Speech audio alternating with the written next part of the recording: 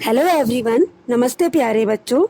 आज मैं आपको बैंक समाधान विवरण के बारे में बताऊंगी, जिसे इंग्लिश में बैंक रिकॉन्सिलिएशन स्टेटमेंट कहा जाता है।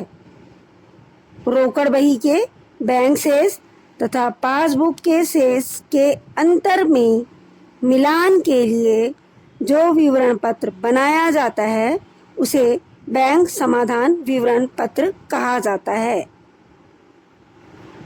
यह एक ऐसा विवरण है जिसे पृथक रूप से तैयार किया जाता है। हिसाब किताब की पुस्तकों में इसका स्थान नहीं होता। बैंक समाधान विवरण पत्र बैंक द्वारा नहीं बल्कि बैंक के ग्राहक द्वारा बनाया जाता है।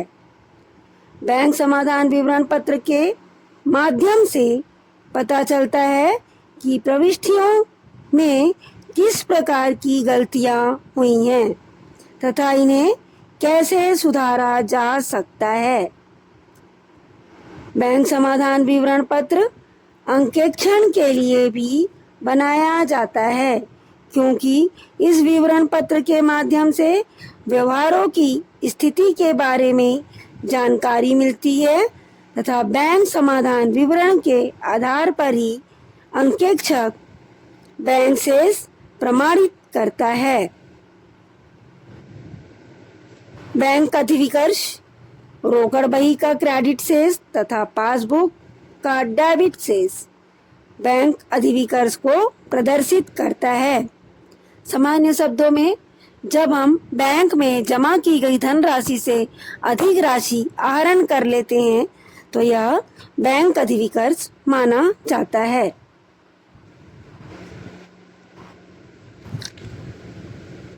रोकड़ बही और पासबुक की प्रविष्टियों में विपरीत संबंध होता है।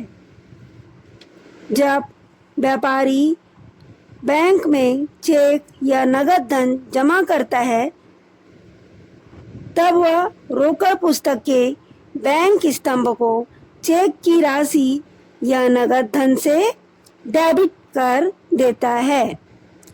बैंक भी इस राशि को व्यापारी के खाते में क्रेडिट की ओर लिख देता है।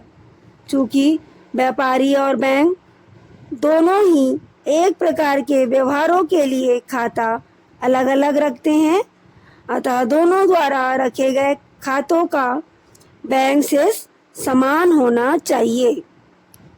इन शेष में अंतर केवल इतना ही रहेगा कि रोकड़ पुस्तक का बैंक शेष यदि डेबिट है तो बैंक में रखे गए व्यापारी के खातों में यह शेष क्रेडिट शेष होगा।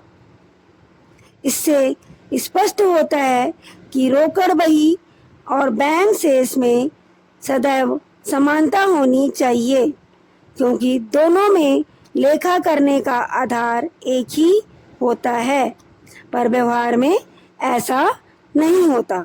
सामान्यतः रोकड़ बही और पासबुक के शेष में अंतर पाया जाता है अथवा शेष का मिलान नहीं होता।